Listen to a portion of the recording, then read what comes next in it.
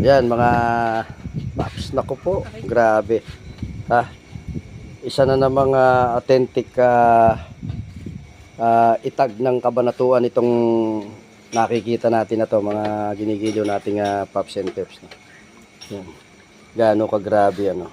So, sasampulan namin yung kalahati dyan ano. Yan. Sample pa lang to, pero meron tayong 3 ganito. Ilang kilo ginawa natin to? 5 po. 5 po. Dami no.